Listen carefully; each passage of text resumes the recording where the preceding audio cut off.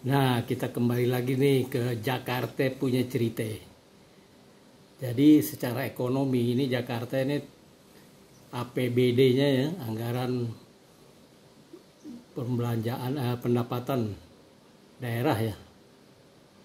Ini cukup tinggi ya. Untuk tahun 2023 itu sekitar 83 triliun anggarannya. Dan digunakan itu sekitar hampir 41% itu untuk menangani banjir, macet, ya, sama ketakutan kalau ada resesi ekonomi. Nggak tahu nih detailnya gimana nih. Yang udah pasti kelihatan banyak taman dibangun, taman diperbaiki. Jadi harusnya SDM-nya nih warga Betawi, SDM-nya ditingkatkan. Jadi Jakarta dari dulu anggarannya paling tinggi di Jakarta, di seluruh Indonesia ya. Nah, jadi umumnya katakan untuk banjir. Nah, Jakarta itu sekitar 45%-nya itu daerahnya dataran rendah. Jadi di bawah aliran sungai. Apabila hujan lebat di sekitar Bogor, ini hujan lebat di sekitar Bogor, ya. Nah, maka datanglah banjir ke Jakarta gitu ya, karena ada beberapa sungai ini yang mengalir ke Jakarta ya. Jadi sebaiknya juga sungai-sungai itu ditata ulang ya. Pemukiman-pemukiman di pinggir sungai itu harus segera direlokasi ya. Jadi katakan dibangun tanggul yang lebih tinggi seperti yang ada di Kampung Melayu ya. Nah, sebagian warganya dipindahkan ke apartemen gitu atau rumah susun gitu.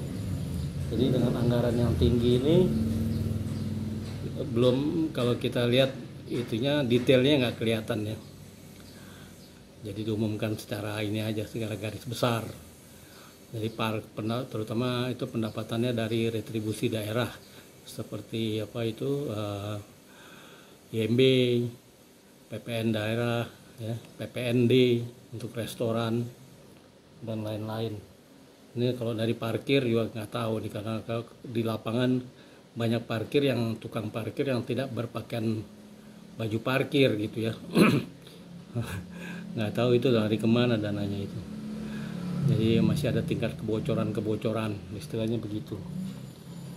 Dan dari IMB juga ini mungkin masih harus ditata ulang kali ya, gitu ya. Kalau NJOP-nya tinggi, berarti IMB-nya tinggi. Nah, ini kemana warga Betawi asli gitu ya. Betawi asli artinya Betawi yang udah dari nenek moyangnya udah ada di Jakarta gitu ya. Dari abad-abad ke-11. Pada abad ke-11 itu banyak juga pendatang dari China gitu ya, terutama yang menyebar agama Islam itu di pelabuhan Sunda Kelapa waktu itu, pelabuhan terbesar, perdagangan terbesar di Jakarta pada saat itu ya. Nah, itu penyebaran agama Muslim di Jakarta, khusus Jakarta ya. Itu menurut cerita di buku-buku atau cerita ada di internet, itu disebarkan oleh pendatang dari China yang beragama Muslim, gitu loh. Ya. Jadi di sana juga lahirlah wali Raden, ada walinya jadinya ya, termasuk wali, ada 9 wali. Nah, itu diantaranya satu itu yang menguasai Sunda Kelapa, akhirnya menyebarkan agama Islam di Jakarta. Jadi kalau kita lihat pembangunannya ini, pembangunan mengenai SDM atau juga sumber daya manusia ya, terutama bagi warga Betawi asli ini masih rendah ya. Jadi di Jakarta ini sekitar hampir 2 juta nih warga Betawi asli. Nah, umumnya kalau di Jakarta Selatan, Jakarta Pusat itu tinggalnya udah di daerah-daerah yang sempit-sempit lah gitu ya. Pada tahun 1986 itu mulainya banyak warga Betawi itu pindah karena ada gusuran di daerah Kuningan ya, HR Rasuna Said. Itu yang sekarang menjadi banyak pertokoan, juga perkantoran. Nah, itu banyak saat itu 1986 pada digusur, umumnya pindahnya ke Pasar Minggu, ke daerah Depok atau juga ke daerah Citayam. Itu kebanyakan begitu pindah semua.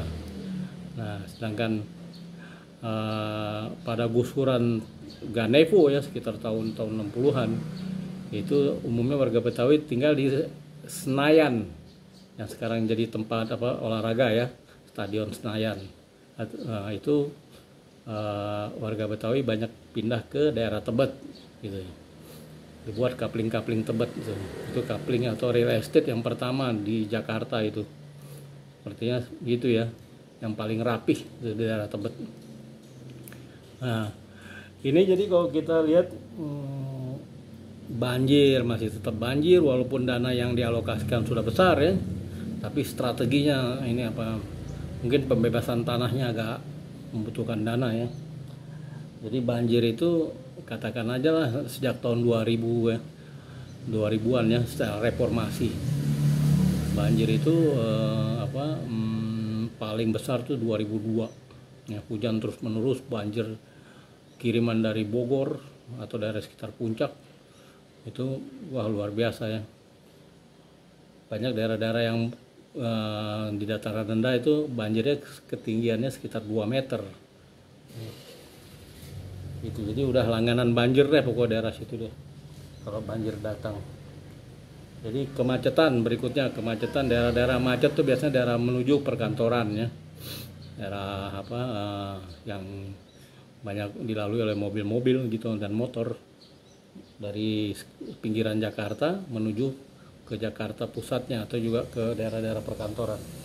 Nah, apa yang terjadi sekarang pasca pandemi ya, ruang kantoran tuh ya, gedung-gedung sepi ya, Sudirman, Tamrin, Kuningan, TB Simatupang, mungkin gedung-gedung itu hanya isinya sekitar antara 50-60%. Begitu pula hotel bintang 5 paling-paling ya sekitar 40-50%. Hotel bintang 4 sekitar 30-40% ya. Dan juga mall lah, apalagi mall nih sepi. Jadi penjualnya juga udah banyak mungkin merelokasikan dananya ya ke IKN gitu, atau investasi di bidang lain. Apabila rugi di sektor sana, makanya mereka pada jual itu ruko-rukonya yang ada di mall, tutup. Jadi mall banyak yang sepi. Satu itu, kedua juga pasca pandemi ini masih orang pada takut ke mall ya. Masih khawatir, bergerombol-gerombol masih khawatir karena masih banyak yang pakai masker juga. Padahal masker itu sekarang udah mulai dicopot ya, tapi masih banyak yang pakai masker. Dan berikutnya di Jakarta ini yang paling parah ini cewek BO. Itu maksiat ya. Jadi dari dulu emang maksiat itu nggak akan pernah habis, tumbuh semakin canggih. Terutama kalau di sini dari jalanan terus relokasi ke tempat relokasi pelacuran, dan juga ada yang panggilan ke hotel. Sekarang cewek BO umumnya di apartemen dan hotel juga. Jadi petanya dapat dilihat di micat ya. Jadi apabila Anda berada di suatu tempat lokasi banyak hotel, banyak apartemen, Anda lihat aja masuk ke micat, aplikasi micat. Nah, itu biasanya banyak di situ, di sekitaran itu lokasi dekat hotel, apartemen tuh cewek-cewek micat. Itu nggak ada pilihan hidup lagi sih, daripada susah mendingan ambil jalan terakhir aja, jalan pendek ya.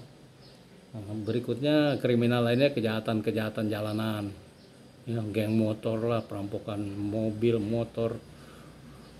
Kalau yang perampokan rumah itu udah mulai sepi karena di Jakarta ini ya, setiap RT itu minimum 2 kamera ada yang mengarah ke jalan, atau di setiap rumah juga kira-kira setiap RT itu katakan aja rata-rata 2-3 kamera ya. Atau seluruh Jakarta mungkin ada 100.000 kamera gitu ya, karena gedung-gedung, bank, dan juga kantor polisi pakai kamera semua ke jalan ya. Belum kamera-kamera yang ada oleh Pemda DKI ya, atau Pemerintah Wilayah Jakarta Selatan, Timur, Barat, Utara. Jadi mungkin ada 100.000 kamera ini ke Jakarta ini. Jadi kejahatan itu bergeser ke pinggiran, ke Bekasi, Tangerang atau sekitarnya, Depok ya, gitu. Selalu bergeser gitu ya. Terutama kalau di daerah-daerah ini, katakan di Depok nih, ini kan ada banyak mahasiswa, kos-kosan juga. Depok juga udah mulai sepi nih, sekitar UI sepi. Jadi umumnya di sekitar apa itu kos-kosan mahasiswa itu rawan narkoba, ya. Nah, Jakarta Utara juga itu rawan narkoba, ya. Gitu. Jadi Jakarta Utara, Jakarta Barat itu rawan narkoba. Nah, ini berbahaya sekali, jadi perlu pengawasan. Nih, Jakarta North Jakarta, terus sekitar Jakarta Barat itu rawan narkoba. Jadi perlu ada strategi khusus untuk menangani masalah narkoba juga nih, karena ini udah sindikat internasional rata-rata, gitu ya. Karena padatnya penduduk dan juga tingginya income di Jakarta gitu ya, sehingga lawan narkoba dan kriminalitas lainnya gitu ya. Nah, tapi itu pasti meresahkan masyarakat. Tapi aparat kepolisian di Jakarta ini rata-rata gerak cepat, karena kejahatan itu tidak ada yang sempurna. Pertama itu, kedua CCTV di mana-mana, tinggal diurut-urut aja perjalanan penjahat itu, ya.